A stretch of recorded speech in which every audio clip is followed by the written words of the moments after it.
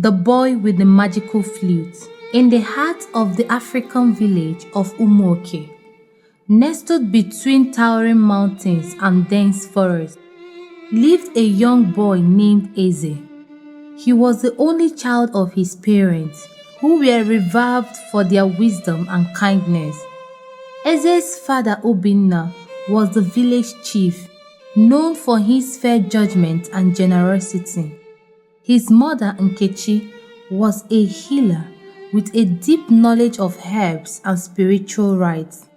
Together, they had created a safe haven in their home, a place where villagers came for guidance and healing. But everything changed when a strange ailment struck the village. The sickness spread quickly, claiming the lives of Eze's parents within weeks. The disease was unlike anything the village had seen before. Its symptoms were mysterious, with no visible cause and no known cure. As the sickness ravaged the village, fear and suspicion grew. The villagers, desperate to find someone to blame, turned their anger towards Eze. They whispered of curses and omens, blaming the boy for the misfortune that had befallen them.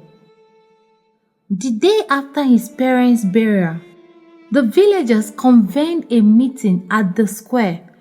Under the harsh sun, the village elders, including Elder Chukwudi and his council, declared that Eze was cursed. They stripped him of everything his parents had left him: his family's land, cattle, and the modest home where he had grown up. The villagers, led by their fear, seized every possession and chased Eze away, leaving him with nothing but a small bundle of clothes and his father's old flute. Eze wandered into the dense forest surrounding the village, his heart heavy with grief. The forest, though intimidating, was the only refuge he had. As he ventured deeper into the woods, he encountered wild animals and strange noises. The forest seemed alive with unseen forces, its shadows deep and its path winding and uncertain. One day, as Eze was foraging for food, he stumbled upon a small, hidden clearing where an old woman was tending a garden. Her name was Mama Ifeoma, and she had also sought refuge from the harshness of the village. Mama Ifeoma had been a healer in her youth, but had retired to live in solitude after being exiled from her own village for reasons unknown. Upon seeing Eze, she took him in, offering him food and shelter. In return, Eze shared his flute, and together they formed an unlikely but deeply bonded family. Life in the forest was harsh, but Eze and Mami Ifeoma found solace in each other's company. Eze's flute became more than just a musical instrument.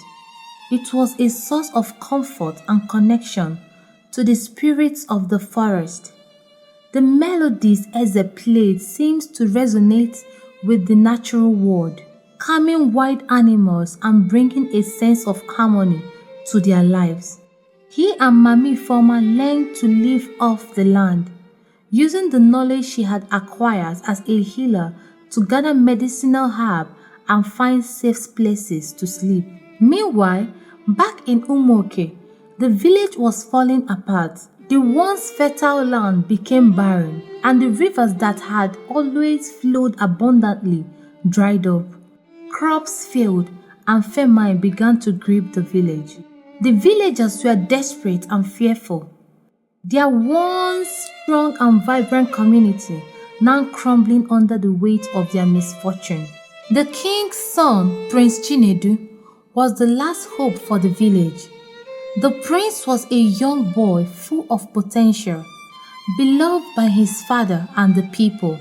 But when he fell ill with the same strange ailment that had claimed Eze's parents, the entire village was plunged into despair.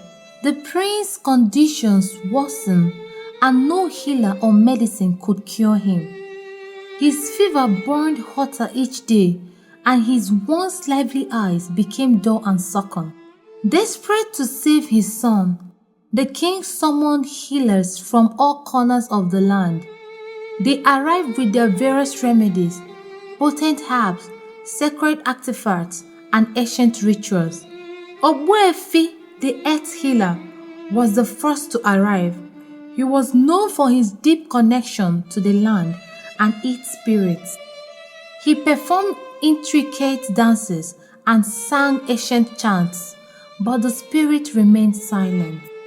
The prince's condition showed no improvement. Nneka, a renowned priestess who wielded control over the elements, came next. She performed a complex ritual involving the wind, rain, and fire, attempting to align the natural forces to heal the prince. She called upon the heavens and the earth, but the forces did not respond as she had hoped. The prince remained bedridden, and Nneka too left the village disheartened. Other healers followed, each bringing their unique approach. Some tried aligning the stars, others attempting to perform blood sacrifice, and a few sought to commune directly with the spirits. Yet all their effort proved futile. The prince's illness persisted, and the village's suffering only deepened. Elder Chukwudi, wise and deeply respected, began to suspect that the village's misfortunes were tied to a deeper cause. He recalled the boy they had cast out years ago, Eze the orphan, who had been blamed for the strange ailments. The elder's mind raced as he pieced together the events. He called a meeting of the village's most revered figures, including the king and his advisors. During the meeting, Elder Chukwudi spoke of the village's past actions. "We have wronged an innocent child," he declared. "The spirits are angry, and until we make amends, our land and our prince will continue to suffer. We must find Eze and beg for his forgiveness. Only he can summon the spirit to restore balance." The villagers, overcome with guilt, realized the gravity of their actions. They had been blinded by fear and had let their superstitions dictate their behavior. They understood now that their cruelty had brought this curse upon them. The king, devastated by the plight of his son and the village, ordered an immediate search for Eze. Nnamdi, the king's most trusted warrior, was appointed to lead the search for Eze.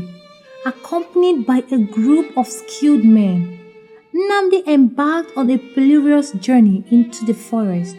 They were prepared for a difficult quest, knowing that the forest was both vast and unpredictable. As they ventured deeper, the forest seems to come alive with obstacles. The trees appeared to close in around them, and strange sounds echoed through the night. They encountered hostile creatures and treacherous terrain, and the spirits of the forest, though not malevolent, tested their resolve. Each trial they faced seemed designed to challenge their determination and unity. Nnamdi's leadership was crucial in keeping the group focused. His experience and bravery inspired the men, and they continued their search despite the numerous difficulties. Their determination was fueled by the urgency of their mission to find Eze and save the prince. After days of searching, the group finally arrived at a clearing where Eze and Mama Ifeoma lived. The sight of Eze, now a young man, brought mixed emotions to Nnamdi and his men. Eze had grown stronger and more resilient, yet his eyes still carried the sadness of his past. Nnamdi approached Eze with respect and humility. He explained the dire situation, the prince's illness and the village's suffering. He begged Eze to return with them, to play his flute and summon the spirits needed to heal the prince and restore the land. Eze listened carefully, his expression one of deep contemplation. Eze had found a new life in the forest, away from the cruelty and pain of his past. The forest had become his sanctuary, and Mami Foma had become his family. Returning to Umoke would mean facing the people who had wronged him, and he was reluctant to do so. But seeing Nnamdi's sincerity and the desperation in the villagers' eyes, Eze's heart softened. "I will come with you," Eze finally said, "but I do so not out of duty, but because I cannot bear to see others suffer. I will help you, but I ask that you honor my wish to return to the forest once the task is complete." The men, grateful for Eze's decision, prepared for the journey back to the village. Mami Foma, though sad to see Eze leave, supported his decision. She knew that his return would bring about the change needed to save the village and the prince. The journey back to Umoke was fraught with challenges. The forest, though familiar to Eze, was still unpredictable. The group faced numerous natural and supernatural obstacles. As the group made their way through a particularly dense part of the forest, they encountered a treacherous quagmire. The ground was soft and unstable, and it quickly began to swallow their feet. The more they struggled, the deeper they sank. Eze's knowledge of the forest proved invaluable. He played a soothing melody to his flute, which seems to calm the spirit of the forest and stabilize the ground, using his flute as a guide. The group navigated their way out of the quagmire, their progress slow but steady. Their next challenge was an enchanted river that had appeared out of nowhere. The river was swollen with dark swirling waters that seemed to resist their crossing. The group tried to build a raft, but the river's current was too strong and unpredictable. Eze, with his flute, played a hauntingly beautiful tone that resonated with the river. The waters began to calm, and a safe crossing point emerged. The group crossed the river carefully, with Eze's music guiding them through. As they neared the village, the group encountered the forest spirit, who tested their resolve. These spirits appear as shadows and illusions, trying to lead them astray and sow discord among them. The men began to argue and doubt their mission. Eze's flute played a melody of unity and calm, dispelling the illusions and restoring harmony within the group. The spirits, recognizing Eze's pure heart and purpose, allowed them to pass. Upon their return to Umoke, the villagers gathered in the central square, their faces filled with hope and apprehension. The square had been prepared for the ceremony, with offerings and sacrifice arranged to appease the spirits. The air was heavy with anticipation as Eze prepared to play his flute. The prince lay in the center of the square, surrounded by the healers and the king's family. His condition had worsened in the time since Eze had left, and the villagers watched with bated breath as Eze took his place. The sound of the flute filled the air, a melody both haunting and beautiful. As Eze played, the sky above seemed to respond. Dark clouds parted, and a beam of light shone down on the prince. The spirits of the forest, drawn by the music, began to manifest in subtle forms. A gentle breeze, the rustling of leaves, and a soft glow around the prince. The music from Eze's flute seemed to wave through the village, reaching every corner and every heart. The once barren fields began to show signs of life, with green shoots pushing through the soil. The rivers which had been dry started to flow again, with their water sparkling in the sunlight. The atmosphere in the village shifted from despair to hope as the signs of renewal became evident. The prince's eye fluttered open, and a soft sigh escaped his lips. The sickness that had gripped him began to recede, and his once pale skin took on a healthier glow. The villagers watched in awe as the prince, who had been on the brink of death, began to recover. The healers, who had been at a loss, now saw the effect of Eze's flute and the power of the spirit. They joined in the ceremony, adding their own chants and prayers to the mix. With the prince healed and the land restored, the village of Umoke experienced a profound transformation. The villagers, overwhelmed with gratitude, approached Eze with sincere apologies. They had come to understand the depth of their mistakes and the consequences of their actions. The king and queen, deeply remorseful, offered Eze wealth and land. They wanted to make amends for the wrongs done to him and to honor his bravery and kindness. But Eze, though appreciative, declined their offers.